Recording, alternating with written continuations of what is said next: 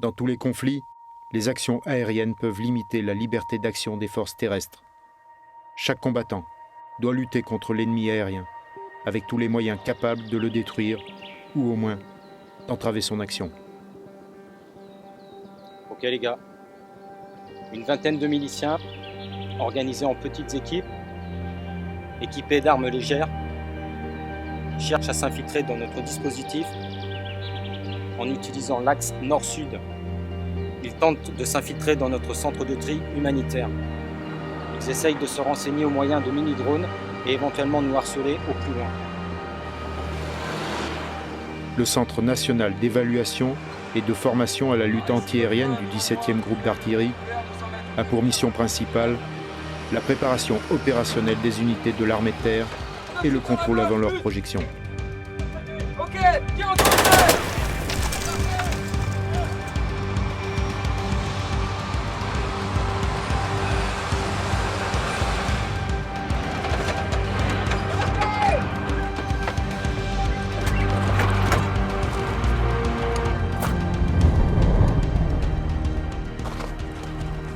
Afin d'assurer sa mission, le centre s'adapte aux nouvelles conditions d'engagement de l'armée de terre. Avec un axe d'effort majeur, le combat contre les cibles de petite taille évoluant entre 100 et 2000 mètres d'altitude.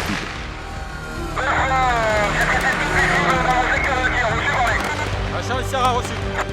Ici Charlie Sierra, vous maintenez la surveillance aérienne.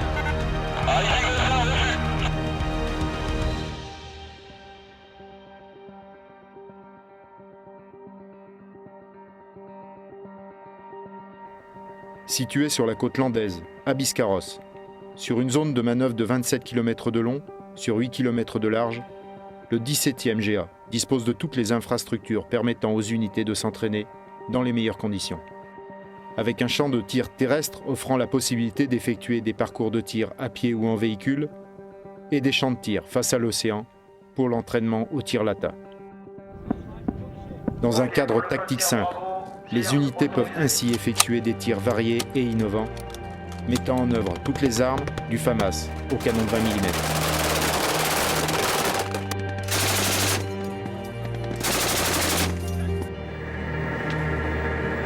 Avion rapide, monte droite-gauche. Le pointeur, tir libre. Se déroulant la plupart du temps lors d'un stage de 2 semaines, l'objectif de la formation est d'entraîner les officiers de tir de l'unité, ainsi que les chefs de pièce et leurs tireurs, au savoir-faire technique et pratique, avant d'être évalués lors de la 2e semaine. On arrive maintenant au départ du coup. Le départ du coup, une cartouche en champ, l'action de la veine gazeuse qui va nous servir au système moteur de notre canon va être libérée avec la vis des vents qui va se mettre ici. Les tirs s'effectuent principalement sur une cible mobile SQ-20, évoluant à une vitesse de 70 à 180 km/h. Sa mise en place permet d'effectuer des tirs Lata, mais aussi des tirs en site nul ou négatif, simulant ainsi une menace mobile ou terrestre.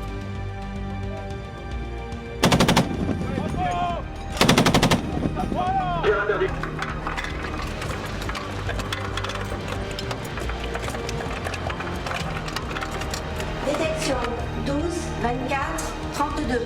Détection 12, 24.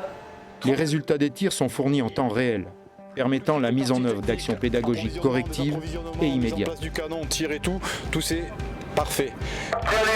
C'était très bien, la découverte de la cible s'est bien déroulée, tout a été bien guidé et tout. Maintenant au niveau du tir, ce qui reste à améliorer, des rafales plus longues et traiter la cible le plus loin possible.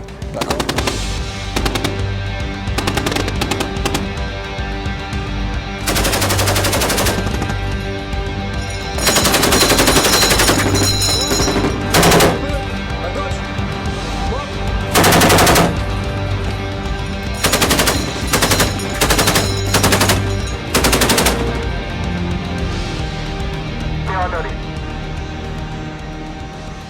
Les détachements, qui en font la demande, peuvent profiter des infrastructures du 17e GA, de scénarios innovants et réalistes.